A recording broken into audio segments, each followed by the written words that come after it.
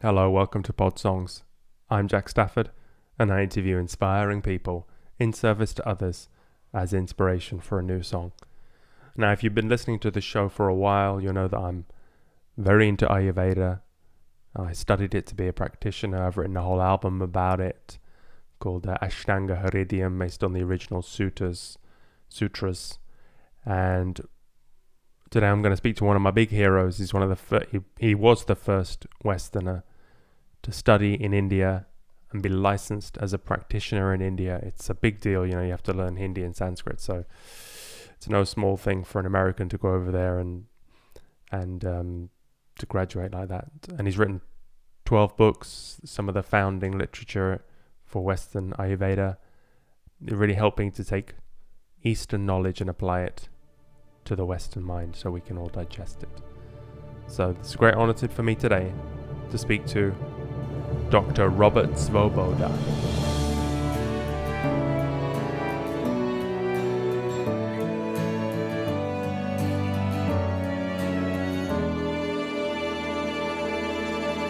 Hello. Good afternoon or evening or whatever it is where you are. Afternoon. Good. Where are you then, Dr. Robert? I'm currently in Maine, which is the far north of the continental U.S. in the Eastern time zone. It's hard to keep track of you because you spend a lot of time on the road, no? I used to. Now, not so much anymore. So I'm happy to be able to go anywhere. I used to come to Australia a couple of times a year, but of course now that is quite impossible. And none of you are going anywhere anytime soon, I understand. It's a good time for podcasting. Yes, it is. Yeah. Oh, well, thanks so much for taking the time. I mean, I've been reading you for years. I've got a big collection of your books here, and I've already written the song. Oh, excellent. Yeah. It's called VIKRUTI, so it's kind of not the Prakruti, but it's the VIKRUTI. VIKRUTI, sorry, yeah, I should pronounce it right in my own song. Sanskrit is a little difficult for me sometimes. It's certainly not as easy as many other languages. Yeah, because that for me. Just to give you an idea of my background, I came to Ayurveda when I lived in Amsterdam, and I was just generally imbalanced, and I tried like Chinese medicine, and because I know I didn't really have anything wrong with me, it was probably all just mental anyway. But I really found that Ayurveda had so many answers. It's just such a balanced system of living, and I've been using it ever since. I studied to be a practitioner, even though I don't practice. But I think it's just something that everybody should study, just for basic functioning. And there was a time in India where even though everybody didn't study it formally in school, that most families would pass down some basic knowledge to their children. Even when I went there first, which is almost 50 years ago now, there were still traditions. In Maharashtra, it was called Adzitsa Bakwa, meaning grandmother's purse. So grandmother would have a purse on the wall, and it would have various herbs and roots and things in it. And then she would teach her daughters which things that they could use on family members, so that when the daughters grew up and became mothers themselves, then they would have some first aid remedies that would be available to them. Because especially even today, there are many parts of the country that don't really have medical services. But back then it was even more difficult, and there might not be any doctor anywhere nearby, and you needed to have some idea of what you could do to at least have some effect on a disease condition. And so it's been an ongoing process of competition with this concept that modern medicine, because it's modern, is therefore, it must be more effective when in fact, in some contexts, it's very valuable. And in other contexts, it's much more damaging than doing things in a more traditional and less intrusive way.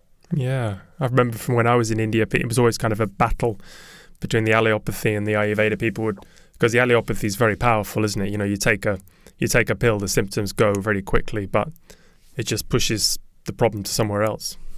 It does indeed, and there was certainly well before I got there, but even when I first went to India, there was a concept that there was still the concept that having symptoms was and dealing with symptoms was less important than dealing with the cause. But as time has gone by, the focus has gone progressively more in the allopathic direction, and the concept that we must suppress the symptoms and then you will feel good and you can continue going to work and being a productive member of society and facilitating whoever it is in charge of the economic levers of society.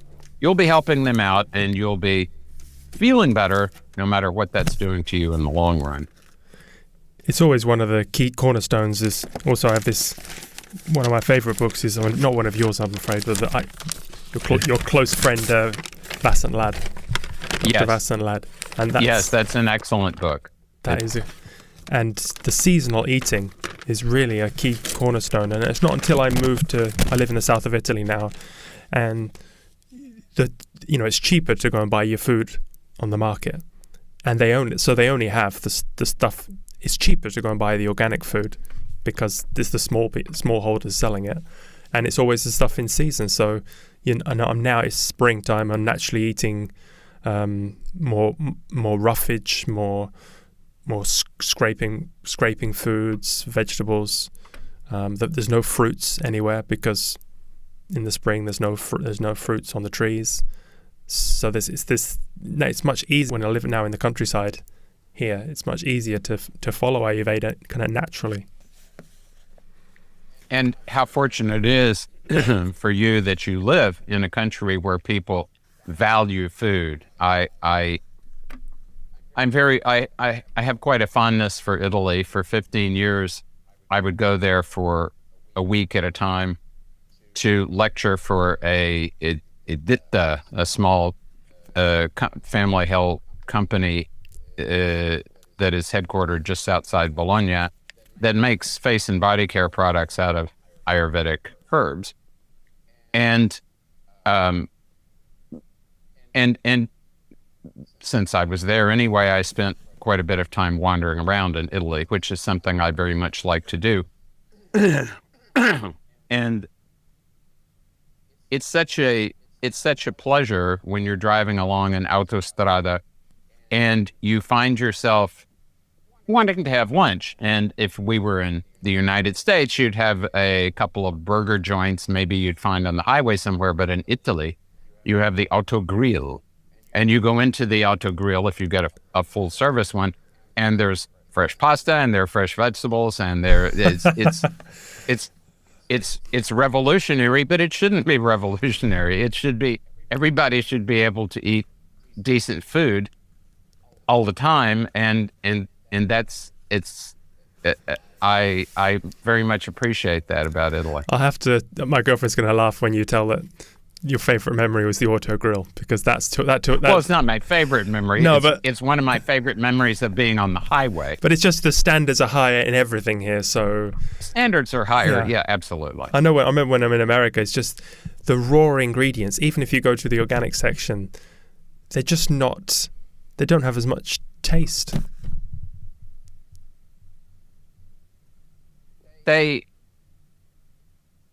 And of course, part of it is because the concept, even with organic ingredients, the concept is still let's maximize production and let's inflate the size and let's inflate the whatever parameters we're trying to maximize.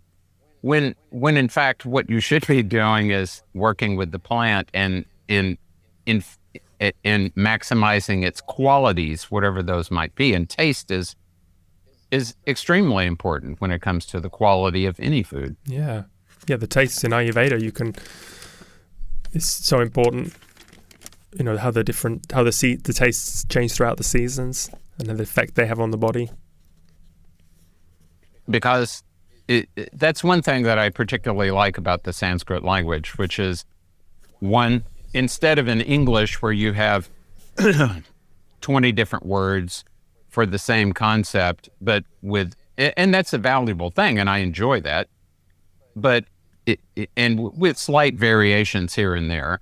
But in Sanskrit, you have one word for 20 different things to remind you always that one word represents a foundational reality that those 20 things are emerging from. There's a connection between those things. So there's a connection between not only taste, but all the juices in the body and all the emotions in the mind and aesthetic emotion itself and spiritual development. It's the liquid reality of life. It's all about how, in order to be in good alignment, the liquid element in your system has to be in alignment with everything that's liquid in your world, including the outside world, including the emotions of the people around you. Everything has to be moving, always trying to attempt to remain close to being in harmony. Yeah, that's it. Is it snigda or snigda? I always... Snigda. There we go. Snigda. That's just one of the example words that I use because there's no Western equivalent. It kind of means moist water, but like milk. It's kind of sticky, slimy. Exactly. So it's not quite sticky. That would be pitula, for example. But it definitely has this quality of being. I like the word unctuous. Unctuous, yeah. Because there is always a certain quality of fat in there, and humans are very fond of fat. I'm very fond of fat, and the word, and here's a good example of how fine a language Sanskrit is. Snigda is the quality. Sneha is one of the words that comes from the same root, and sneha is a noun. And sneha means fat of all kinds, but it also means love, and particularly maternal love, or the kind of love that people in a family have for one another, the kind of thing that applies oil to lubricate the gears of, let's say, the family machine. Because if you've ever been involved in families, and not only my birth family, but I'm a family member in a number of different families. There's always going to be challenges happening. That's just the way the interaction of human beings are. And when you can apply some oil onto the hinges into the mechanism of whatever is happening, then things are going to move much more smoothly. Yeah, like milk is the epitome, the concentrated prana in the family. It's the juice of that builds the family. Exactly. And it is from milk that we extract butter, and from butter that we extract ghee. So the essence of that nourishment that is represented by milk is the ghee. So it's you're everything you're doing externally with the family, it should be producing some of this very, very refined and very genuine affection that is represented by that word sneha. Yeah, because I always thought water was hydrating, but water, if you go in the bath, water is drying. Yeah, water dries out your hand. You're like a prune after. So Ayurveda is so much more. It's just one little tiny example of how advanced it is compared to the Western mind, eh? Indeed. and we appreciate, and of course, it's so ironic that that we have to describe it as being advanced, because it was from the beginning very basic. These were concepts that were meant to be taught, maybe not the details, because the details start to become complicated, but the basics originally in the past were taught to everyone. In fact, they weren't even really taught. They were just, people were using the concepts to describe how things would change during the seasons, how things would change in your body as you became older. And these concepts were built in to the dialogue that people were having among themselves, within the family, et cetera. And it was something that was part of everyday thinking and everyday discourse. Now, of course, it's become advanced because there's no longer a fundamental psychic connection between the vast majority of human beings in the world and the natural world. The natural world, I mean, it's still out there, but the majority of human beings since a decade or so live in urban environments. And I've spent a lot of time in urban environments, and I'm familiar with them. I can adapt to them, but I much prefer to be where I am right now, which is out in the country, connecting to the land and the plants and the animals and the insects, even the insects. Yeah, it's amazing how quickly the knowledge gets degraded. We had my girlfriend's mother around for lunch today, and grandmother, sorry. She's 95, so she grew up, before the motor car here in Italy. So she's seen all these changes, no running water and no electricity. And, you ask her, for some health tips now, and she'll say take the medicine, the Western medicine, the drug that we now use. She's on many pills.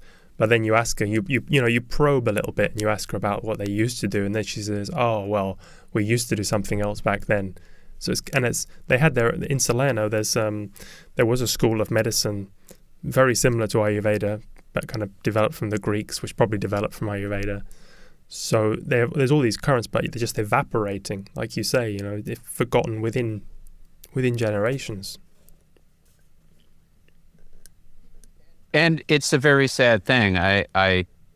It's fortunate that, well, I mean, it's fortunate that Nonna survived all this time, and it's fortunate that she can still remember how things were. Your point is sadly a very good one. To build up knowledge about the natural world and how to interact with it takes a long time. Rome was not built in a day, but Rome can be destroyed in a day. It was, yeah. And that knowledge can be destroyed very easily. And that it's the same thing happened to Ayurveda as well, that it was already, there were some challenges when the Muslims came, but the Muslims had picked up Greek medicine, and I think there's still questions about where Greek medicine really arose from. Certainly an important influence on Greek medicine was Ayurveda, because Alexander came over and he took back some yogis. He took up a doctor or two with him, and the Greeks did pick up a lot, and that was 300 BCE, I believe, ish.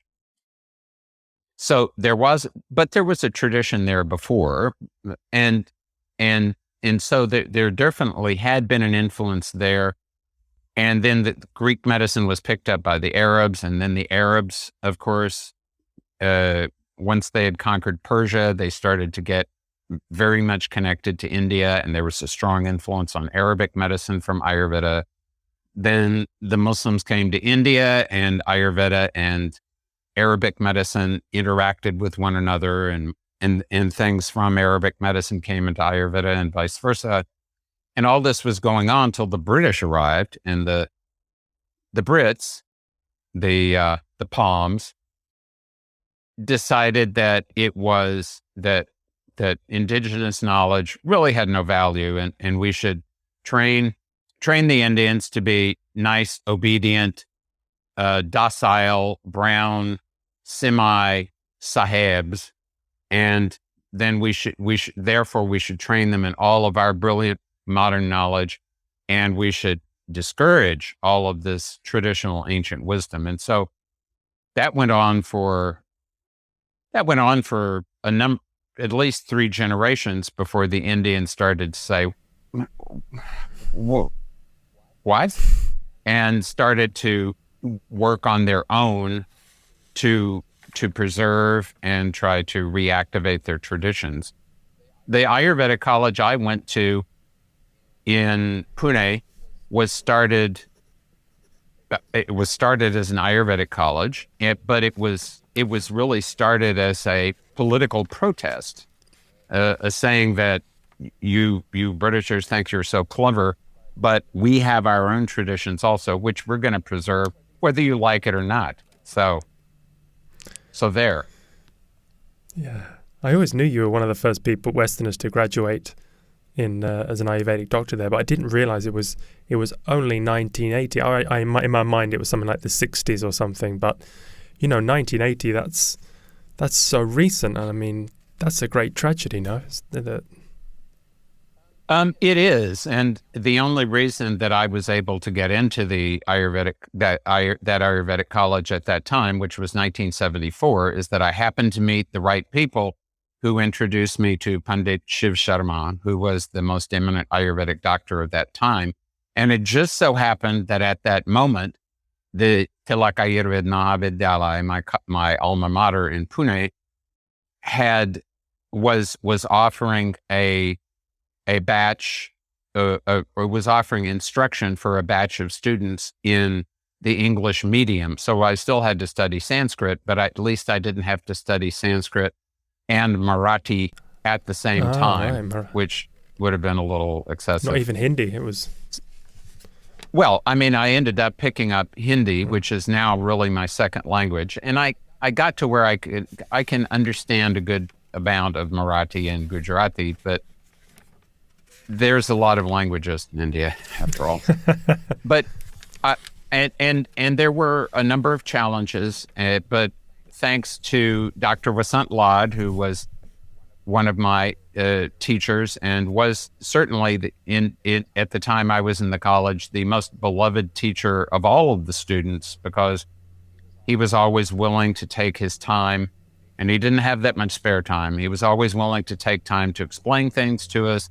And he was always willing to help the student, to show students how things were done and so on. And then, of course, he's come over to the U.S. and he's been training lots of other students over here. So we're very fortunate. And my mentor, the Agori Vimalananda, who gave me great advice also about not just Ayurveda, but lots of other Indian wisdom traditions and how they all interact with one another, and how practically you can use them to synergize with one another. Yeah, these are giants. So I was extremely fortunate. Yeah, I mean, to study with giants, no? Yes, I was and the son of the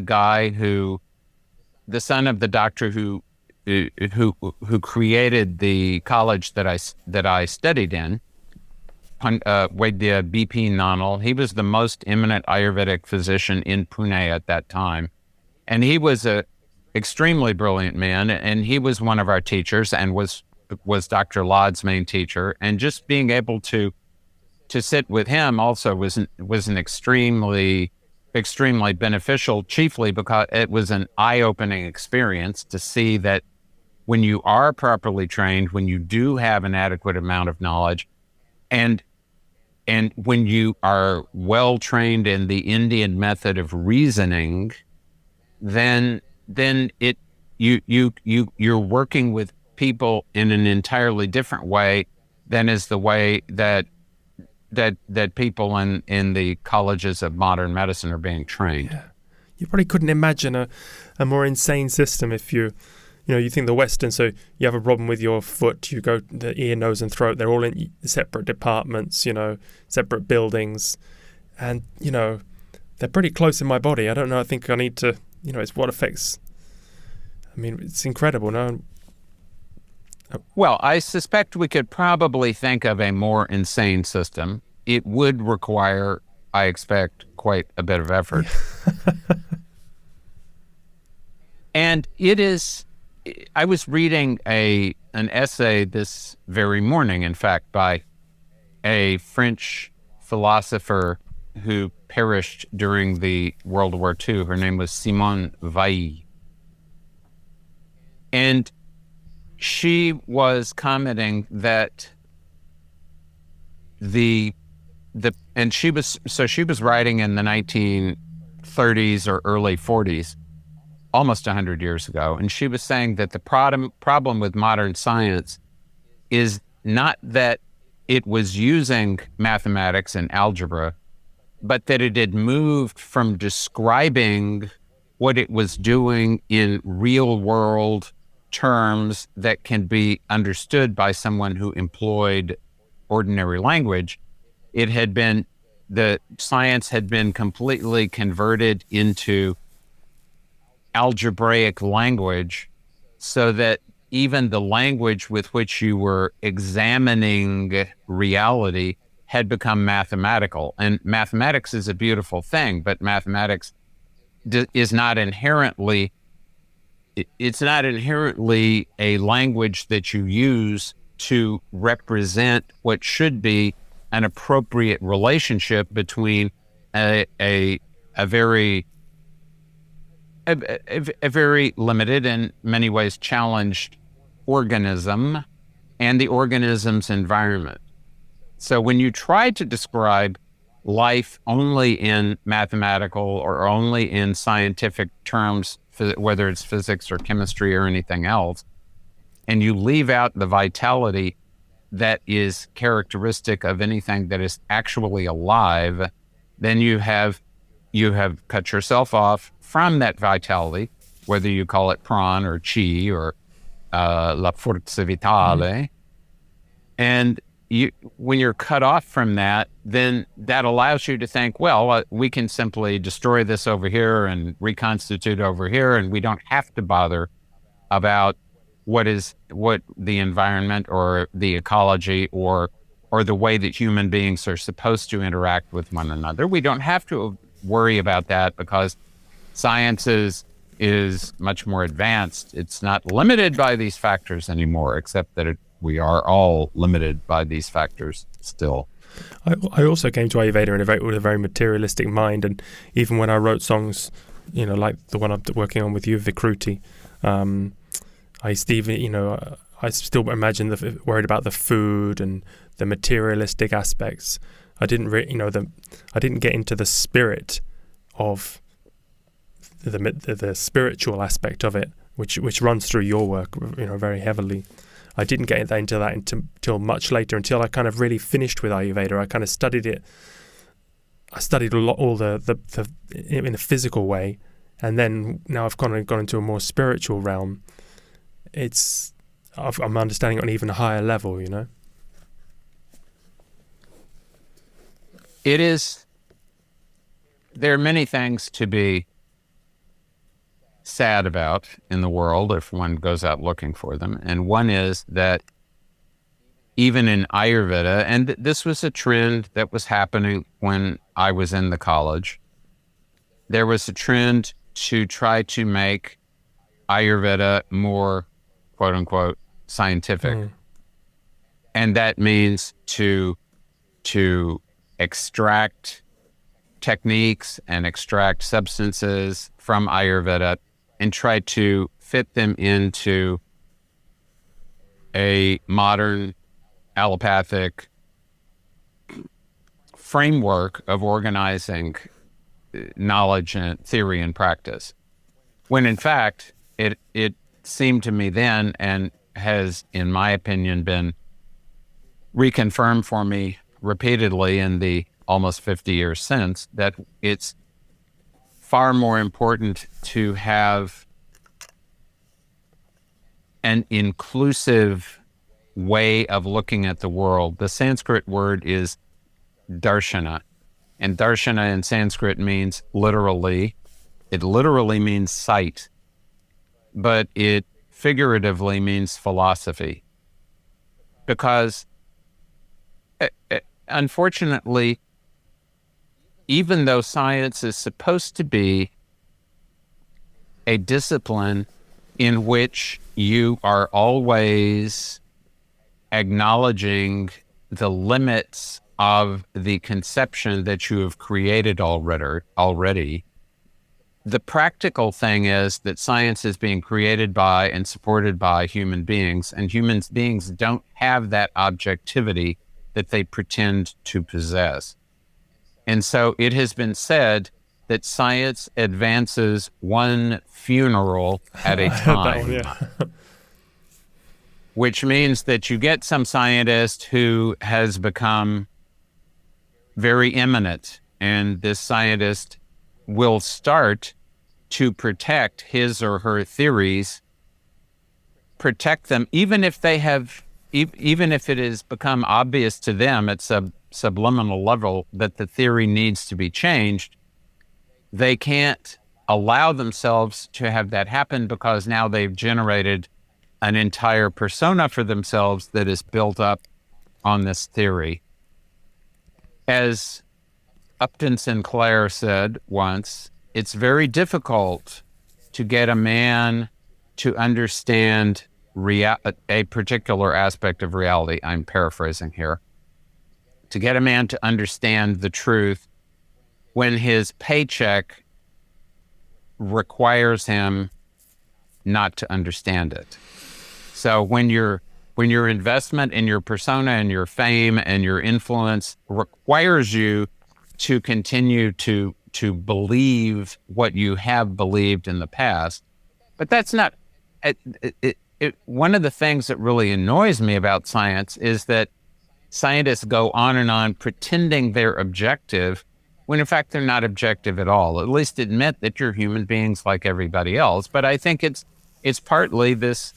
They've got into their heads that we can make medicine and anthropology and sociology and all these other studies of living organisms and systems, we can make them as objective as we make astrophysics.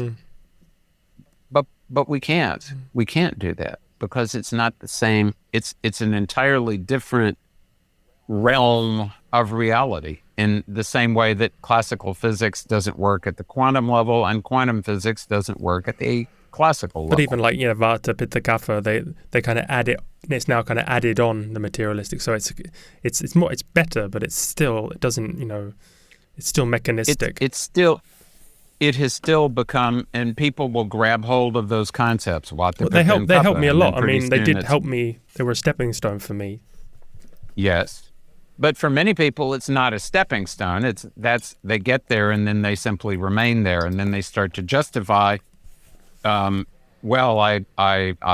can't be expected to be on time, or I can't be expected to be a responsible person because I am a Vata person. So it is my job to be unreliable and to never show up on time, etc. And I have to be, if I'm a Pitta person, it is my job to always be overbearing and shout at people all the time. So it has gone from being a tool to understand how you are engineered and how you might move in the direction of being more balanced. It's gone to being a tool for reinforcing your own limitations and making you feel good about it. Yeah. Well, when I was in India last time, I went to Chennai. I stayed near the Theosophical Society, and I started waking up. Did you see the big tree? I didn't know it was there at the time. I was just going for treatment, and I didn't. But I started waking up every night at 3:33, like on the dot, and I was having I was seeing a very good doctor there, and he was giving me these really heavy oil treatments. It was he was handed down from a family, and it was very powerful. And I kind of got these, I kind of got a bit of an awakening, and I got into theosophical teachings and also into metaphysics and the Aetherius Society, which is what I'm now trying to promote with this podcast. And it's this, metaphysics. So there's the other realms and spirit and also so when I'm going back to Ayurveda, and I was reading like Ashtanga Hridayam, the sutras, and there's a whole section on there about possession and demonic forces. And so there's three possibilities. So either one, they were wrong, or two, those things don't happen anymore, or three, many mental illnesses are caused by possession.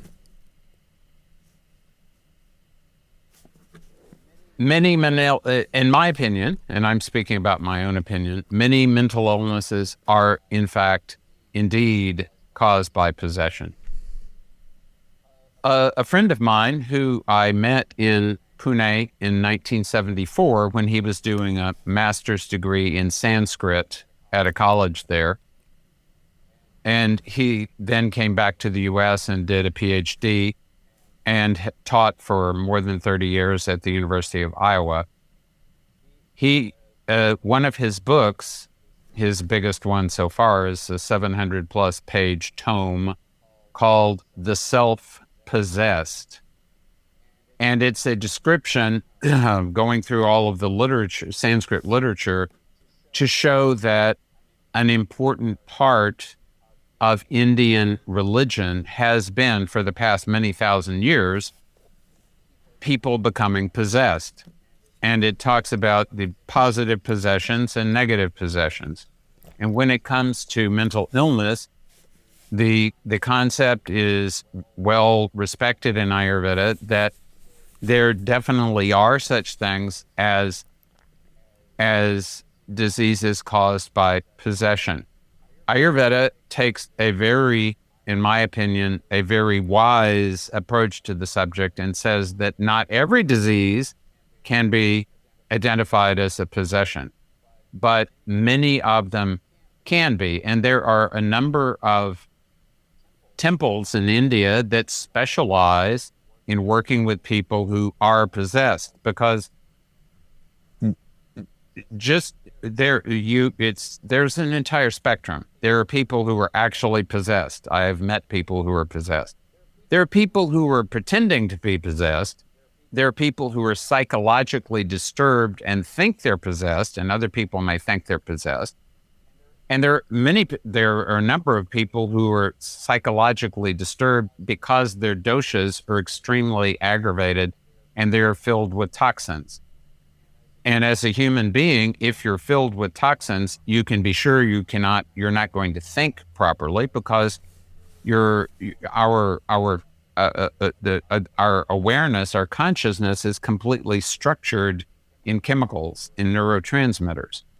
So if you are full of ama, if you're full of toxic material inside your system, those neurotransmitters are not going to work properly. Your thinking will not work properly, and it will be very easy for you to go in a direction of being psychologically unsound.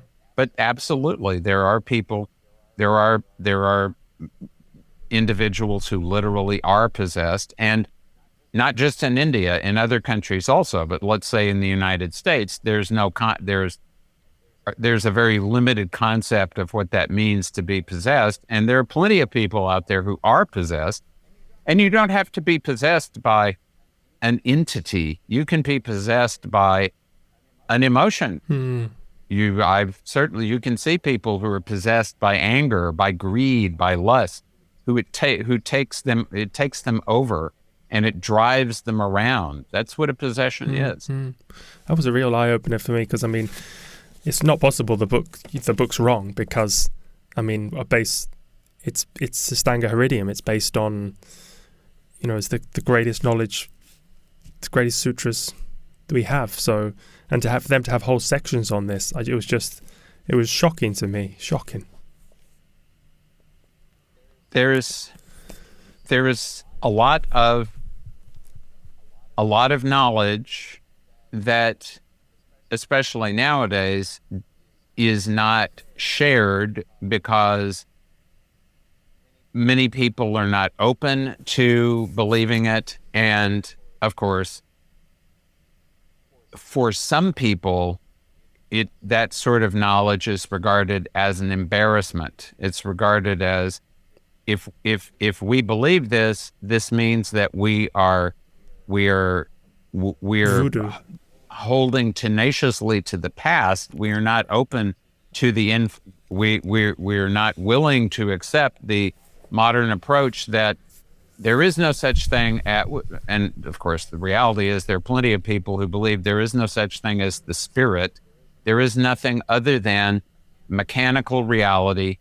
Everything is completely mechanistic. And this is where science is right now. Science is a mechanical thing.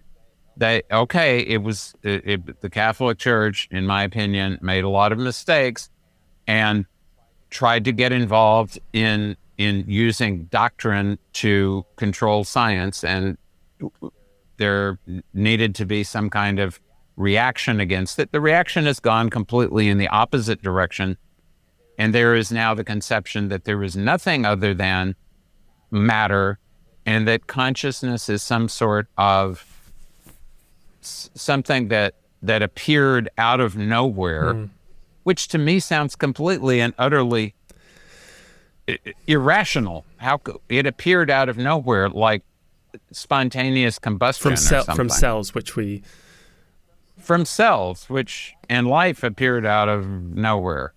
Everything appeared out of nowhere, and certainly, the philosophy, the darshana that Ayurveda is based in is called Sankhya. And Sankhya, like modern physics, says that before creation began, there was a singularity. And that singularity then expanded with extreme violence in an infinitesimal moment, and suddenly the universe existed.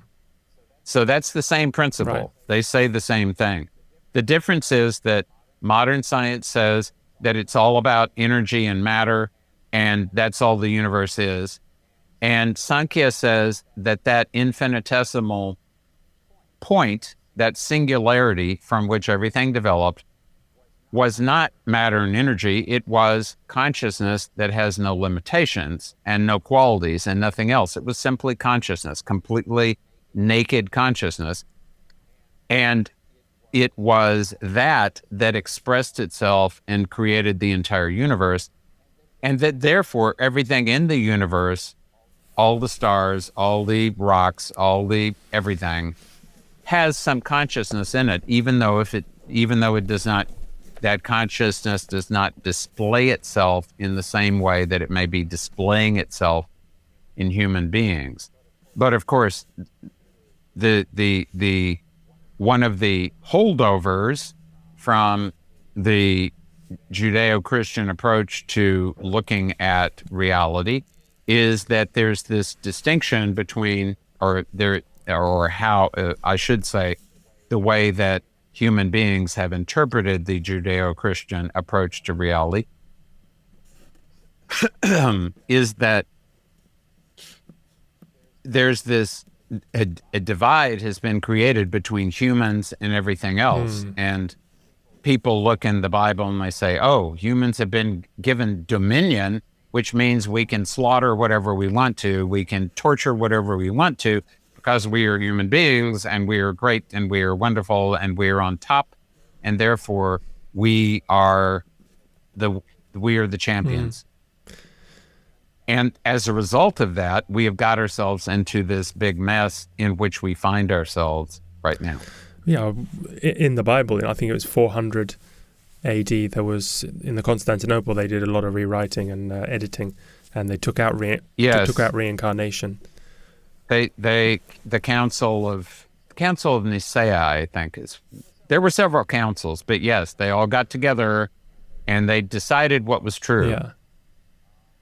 That's a big responsibility you take on when you start to decide what is true. Because that's why all the Christians were so happy to sacrifice themselves, because they were all not about going to heaven, but it was about reincarnation. Yes. But then yes, it was. As sadly has been the case with many human epiphanies, they have gotten organized. Reincarnation was my gateway drug to understanding this, because there's a lot of evidence and studies, in America as well, about reincarnation and near-death experiences, and volumes and volumes. So if you start to meditate on this, that obviously I'm a special snowflake. I mean, I can believe that I am a spirit. I'm going to be reborn, and but then when you start to meditate on it and think, well, so then where do I go between the lives, and what's this about the astral realms, and where are we going? I mean, there must be some sort of development. There must be some sort of, when you think about it, there must be some sort of progression. So where am I going from? Where am I going to? And when you start to ask these questions, that kind of really opens up things.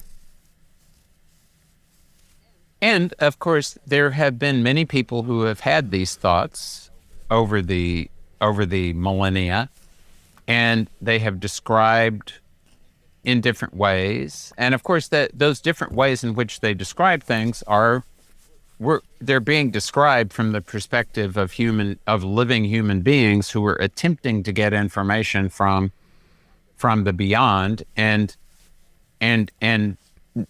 it's always a little bit fuzzy, a little bit murky. Bad channels. But that has continued, and there is an interesting therapy that I've actually tried myself, and like the results of. It's called LBL, Life Between Lives. It was established by a professional hypnotherapist named Michael, I forget his last name right now, but you can just Google Life Between Lives, LBL, okay. Michael Newton. And he was regressing one of his patients once, and that patient regressed to his previous life. He was a sergeant in the British Army and died at the Battle of the Somme during World War I. He could even described his patches and unit number and everything. But then what happened was he started describing what had happened after he died before he got reborn again. And Newton found this very interesting. And then he developed, and there are a number of therapists around the world now. Oh, really? I hadn't heard of this. Mostly in the U.S. But and so they take you back to a previous lifetime, and then they take you back to a space in between lifetimes, and then you explore that space. It's very interesting. I'm going to ask him on the show. That's fantastic. He's passed on, but you could certainly find other therapists, one of whom you could ask onto the show. My abilities don't quite yet extending to getting people on from the other realms yet. I think that should probably be a future step. I think I need to practice. There are plenty of good living people that you can still get on the show. Because with the Aetherius Society, Dr. King says we're in two stages of rebirth. We're reborn here and we're reborn there in the astral plane, which is it's in the same location, but just at a different frequency of vibration. So there could be... It's a different dimension. I could be in a castle here. I could be under the sea right here. I could be on a... Yes. It's just matter vibrating at a different frequency. There are as many or more neighborhoods in the astral world as there are in the physical world. Probably more, because you can create an infinity, just like it's very similar, except more organic than cyberspace, because cyberspace in a way doesn't really exist, but in a way it does exist. So and the illusion of cyberspace is being generated by giant server farms that are sitting in various places. But the astral world is based in the fabric of space itself. Do you think films like The Matrix are just trying to, and things like that, are just trying to wake people up gradually to these other possibilities and things?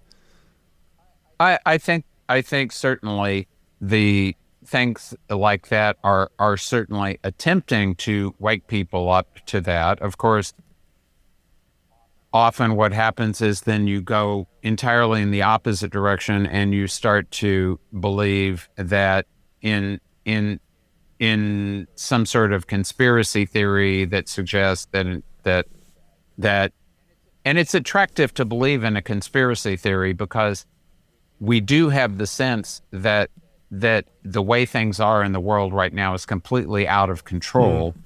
And many people would like somebody to be in control, even if it is the bad guys, because then you feel like there is a giant overarching plan, even if it's a plot to manage things. So I think that there are people who are taking the right message from things, from movies like The Matrix, for example, just to suggest that, and I think that have you seen The Social Dilemma? Yeah. And so The Social Dilemma is describing a reality that is very much like The Matrix, except that it's not machines themselves that have taken over. It is these algorithms that are trying to provide us exactly what they're trying to deliver to us cravings that we didn't really know we had before. So it's not, I don't see that it's like the algorithms are going to become so intelligent that they're going to start managing the world. I see it's more like we're going to become so dependent on the algorithms that many people are going to request the algorithms to start managing them. Sure, yeah. And there will be people who will be managed by these algorithms, but I don't want to be managed by an algorithm. I want to be managed by prana, the life force. And so and prana is its own kind of super hyper meta algorithm that has been developed over the past multiple billions of years, and therefore has a track record behind it. Well, I was watching your 5-minute videos, and they're really good. And I saw the one on you were talking about COVID and how it's just our accumulated karma, which is just coming to bear. You don't have to worry about 5G or conspiracies. It's just developing. You don't, and I mean, I don't like 5G myself because we're bombarded by enough EMF, electromagnetic frequency all the time. We don't need more, and 5G is going to put, the 4G towers, at least, they are fairly high, and that you don't have to have that many of them, maybe one a kilometer or something. The 5G towers are going to be much closer down to human level, and you have to have one every 100 meters or something like that. And what for? Not only do I not want to watch movies on my mobile phone, I don't want people watching movies on their mobile phones because they're already texting when they're driving down the road, and I don't want to watch some movies while they're driving down the road. Yeah. We don't need it. Yeah. So I believe I use mobile phones all the time, but we don't need 5G. It's just somebody wants to make a lot more money, and only when people start to realize that we don't need to be turning everything into money are people going to start realizing that maybe we should pay more attention to remaining healthy, because there is going to come a time when you're going to have to come to grips with the reality of something. I'm almost 68, something I am coming to grips to, which is the reality of I am going to not be alive at some point. I am going to die. Most people and this is true, has been true since the beginning of time, probably, as soon as there was, the beginning of the awareness of mortality. As soon as people became aware they were going to die, they started to think, how can I avoid that? And there have been plenty of experiments over the years as to how to try to avoid mortality instead of how to try to embrace that reality and appreciate the fact that we're provided this excellent opportunity to be alive, and we can take, if we make the best advantage of that, then then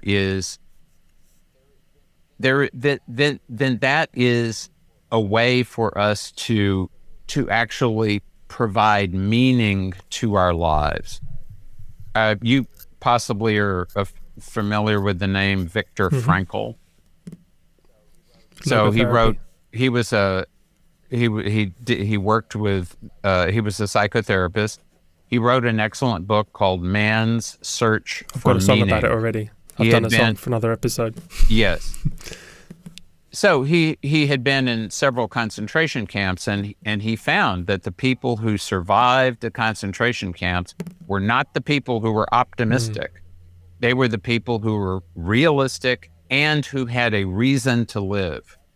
And that's something that this is the really, it should be the basis of what is taught to every child. You need to find in your life a reason to live. And then if you have a why, he used to say, if you have a why for living, you will work yourself through any kind of situation and find out the how to do it. Yeah, I did have him on another episode. Not him, but somebody talking about him. And yeah, it was fantastic. And also I want to talk about the 9 freedoms, which is something that's given me a lot of meaning, because when I studied Buddhism before and then Ayurveda, and you progress to enlightenment. And in Ayurveda they call it is it Ankara, or enlightenment is begins with A. Well, they're different words. Enlightenment fundamentally means dismantling your ego structure, your ahankara, and becoming free of it. So a common word for enlightenment in Sanskrit is moksha, which literally means becoming a state of being freed, being freed from the obligation to be reborn, being freed from the web of karma that we're all part of. And in Ashtanga Hriddhayam, the first, because I learned from my studies, it's written order of importance, and the first phrase salutes the physician who because he was a Buddhist, so who was given rid of, overcome moksha and the veils of desire. Well, the first word, because in Sanskrit you can throw a lot of words together and come out with one word. The first word is ragadi rogan. All diseases beginning with raga. Raga means inflammation. Raga means the color red. Raga means rage. Raga, rage. But raga means passion, desire, passion, craving. So that's the first disease. And in Sanskrit is a language that has one punctuation mark, a danda, a line like this, sometimes 2 of them, to indicate that you've come to the end of a line of poetry or prose or whatever. So if you want to, you can't use punctuation to indicate importance. So instead of that, they indicate importance by position, sometimes at the end, but always at the beginning. So the beginning of something gives the first word in the Veda after Om, which doesn't count because it indicates everything. First word in the Veda is Agni. Agni means fire. So you should understand that everything in the Veda is about the fire element and about working with fire and about establishing a relationship with fire. The first word in Ashtanga Hriddhayam is Ragadi Rogan, all diseases beginning with Raga. So that first word is craving, passion. And that's what is the cause of all diseases, craving. When you try to project yourself out of where you are instead of simply being comfortable and satisfied in your own self, when you project yourself externally, that's the first cause of all Right. So disease. Ayurveda is just like the ripening. This to achieve the enlightenment, you just got to achieve the balance, and it happens naturally through service to others and right living, right action, right thought. If you have that focus on, if your desire is to live rightly, you will find a way to live rightly. If your desire is to acquire things, you will find a way to acquire things, but you're never going to find any kind of contentment because you are focusing on acquisition rather than contentment. So going back to the 9 freedoms, which I found from the Aetherius Society, which is like the Theosophical Society, has come from that sort of, but it came from a Western master of yoga, Dr. George King, and he channeled the book, the 9 freedoms, and it goes the first freedoms are bravery, love, and service.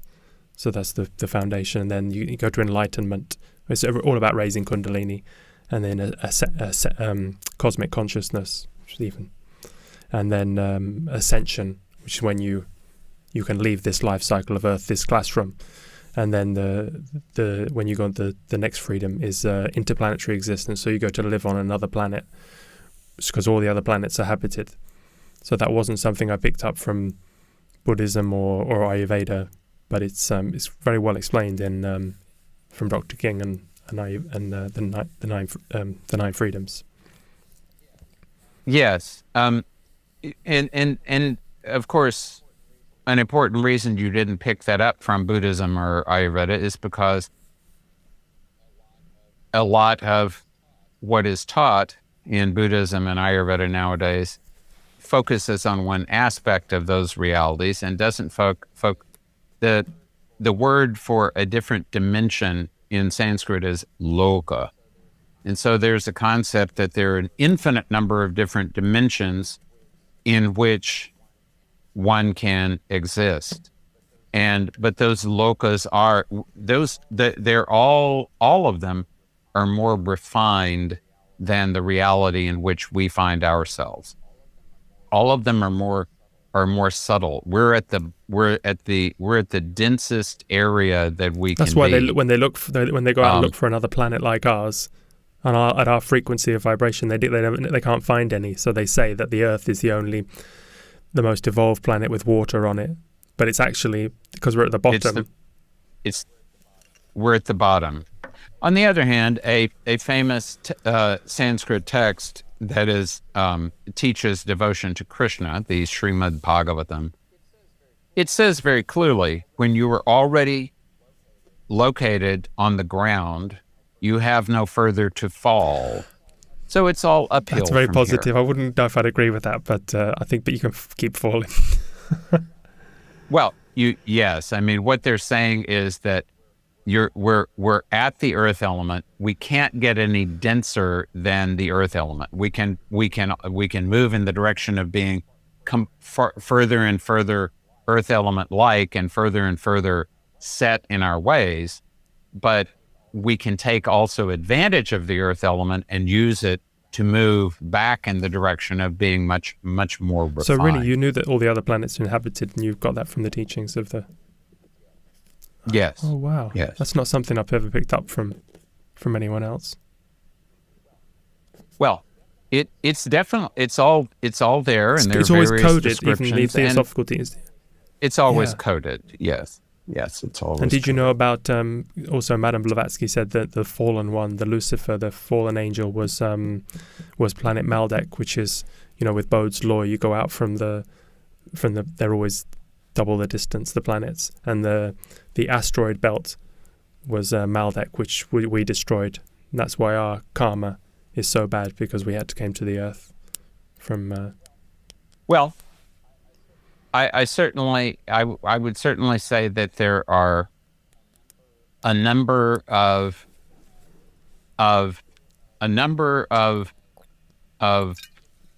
different ways to look at our reality, and so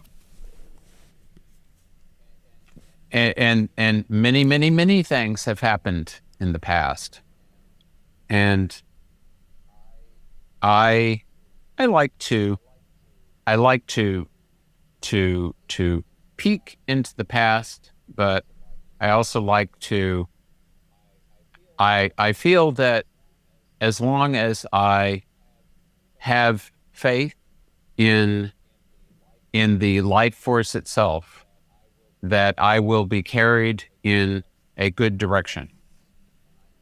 And I think that one of the there have been many great saints all around the world, in India certainly, who have advised faith, and certainly in Ayurveda, the concept, maybe it's not spoken of so much because of modern medicine today, but there is an awareness that the only way to really become well if you're sick is to have faith in something. It could be faith in the doctor. It could be faith in the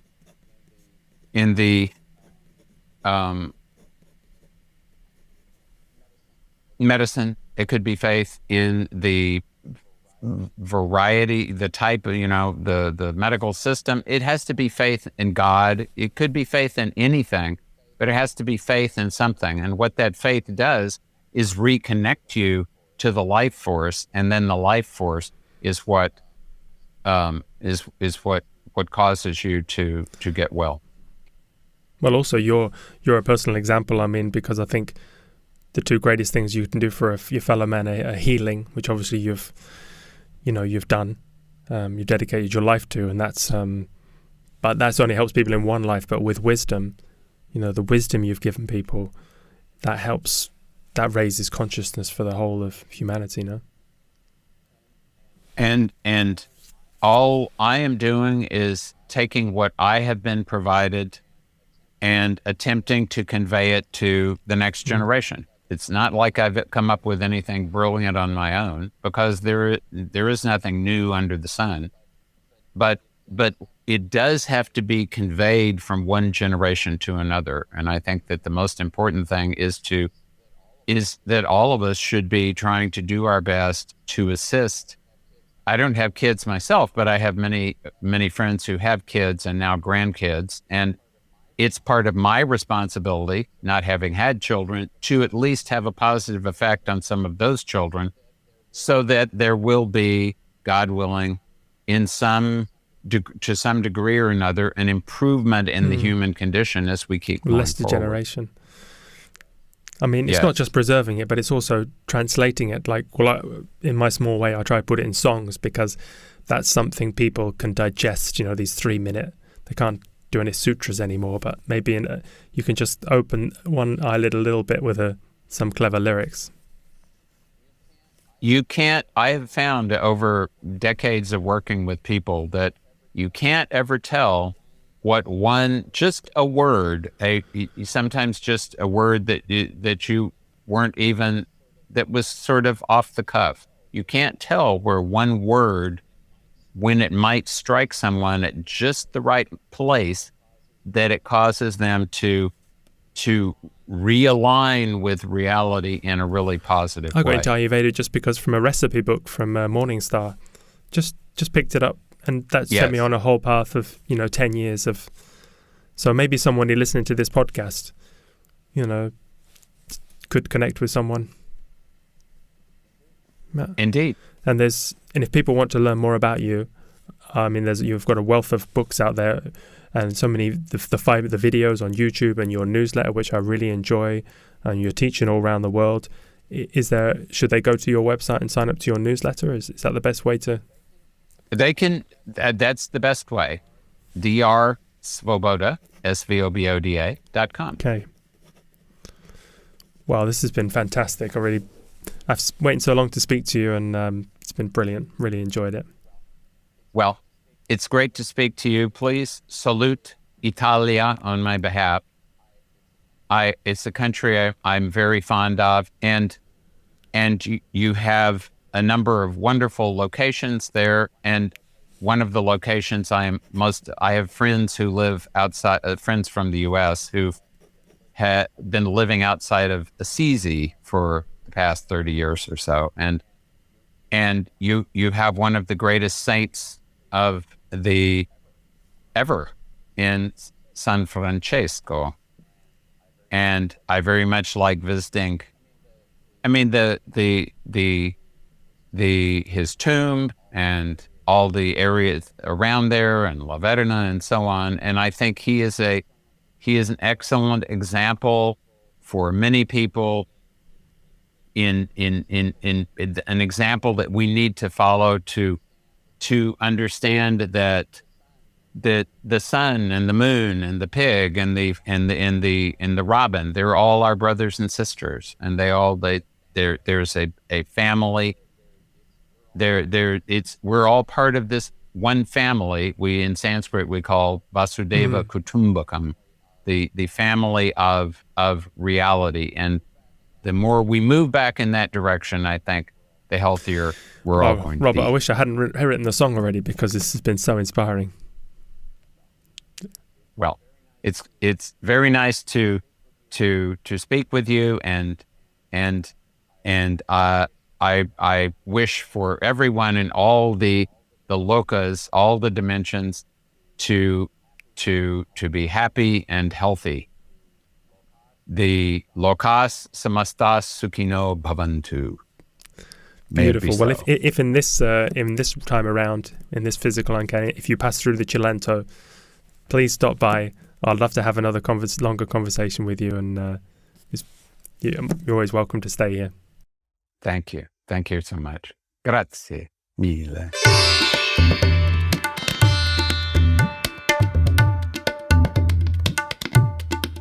You're feeling tired, uptight, a pretty sorry sight after years of gas and constipation, craving heat, can't sleep, rings under your eyes, no strength and emaciated, deluded and dizzy, even having tremors, talking all the time.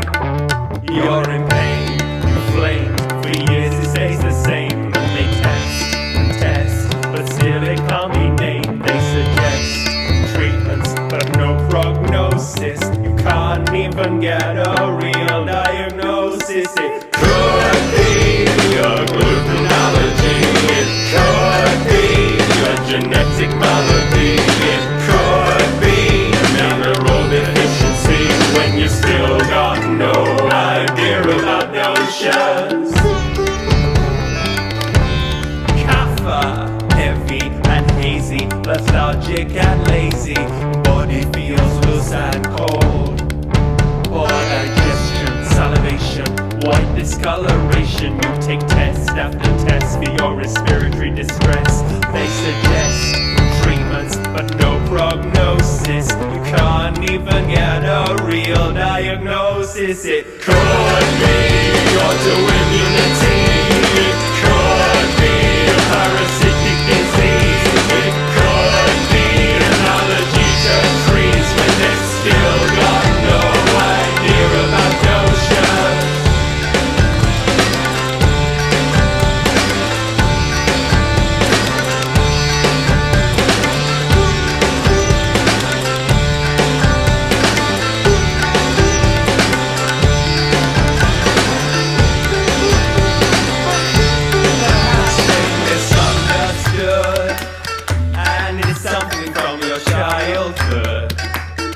They just can't seem to do no good, and they're running out of ideas.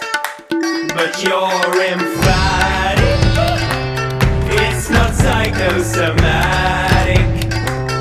In fact, you've had it with this Western approach to medicine. Burning sensation, yellow discoloration of your feces, urine, eyes and skin. So hungry, so thirsty, so very little sleep. You take test after test, and the specialist only they suggest treatments, but no prognosis.